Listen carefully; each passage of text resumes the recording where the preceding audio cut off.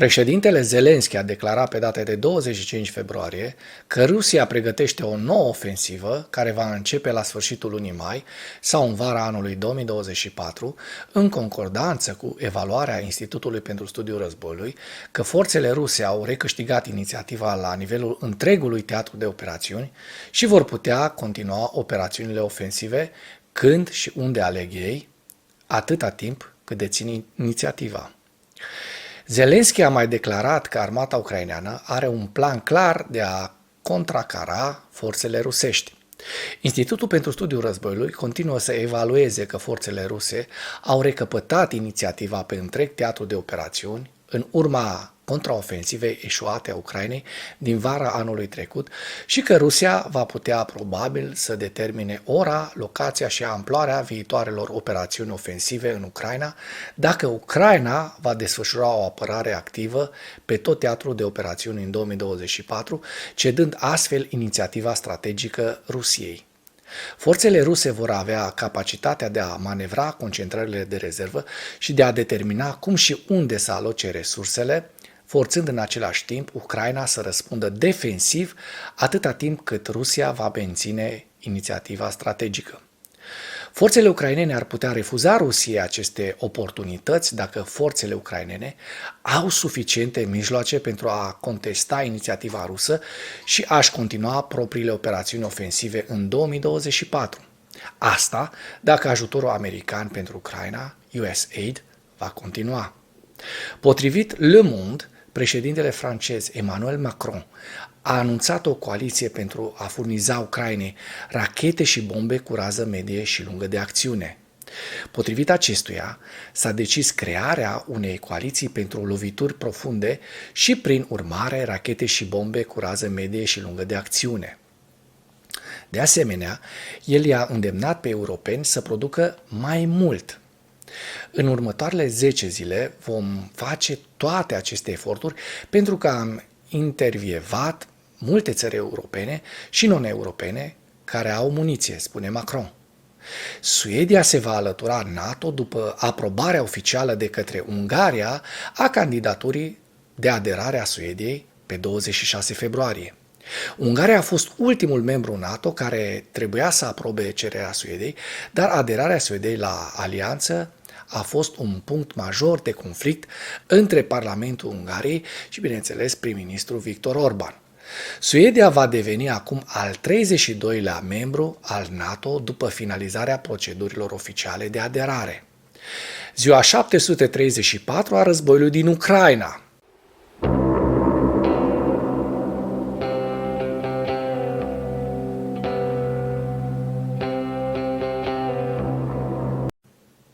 Potrivit statului major al forțelor armate ale Ucrainei, în dimineața zilei de 27 februarie 2024, pierderile totale în lupta ale Rusiei de la început ofensive pe scară largă asupra Ucrainei din 24 februarie 2022 se ridică la aproximativ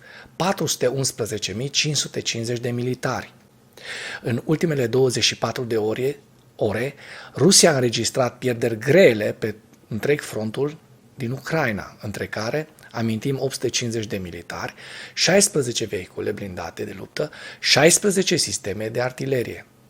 Într-un interviu pentru CNN, președintele Volodymyr Zelensky a spus că va fi dificil pentru Ucraina să obțină noi succese pe front în acest an fără ajutorul Statelor Unite. Potrivit lui Zelensky, Ucraina va putea antrena oameni, dar întârzierea în furnizarea de muniții și arme pentru brigăzile ucrainene poate afecta imaginea de ansamblu a războiului.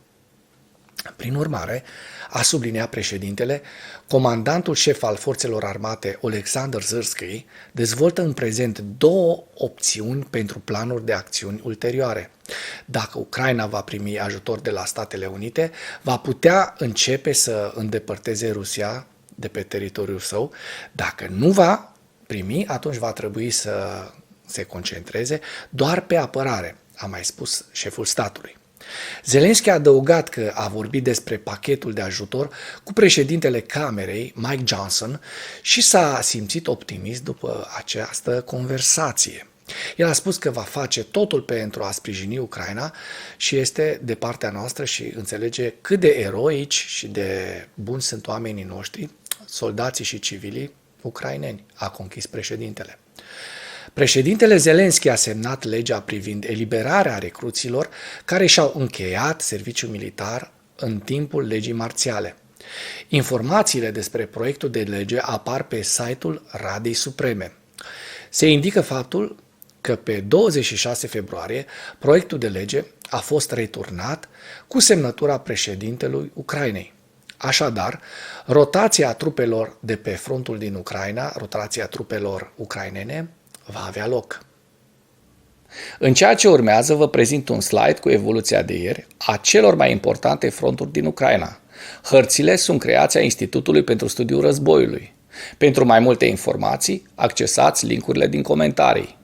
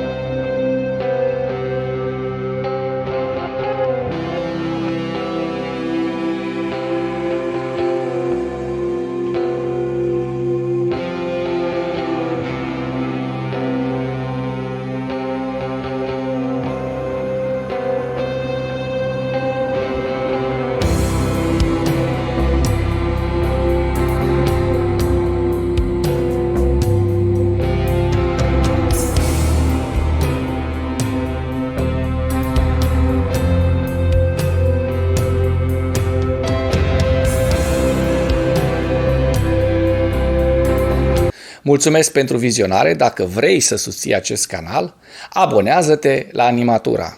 Apreciez mult asta.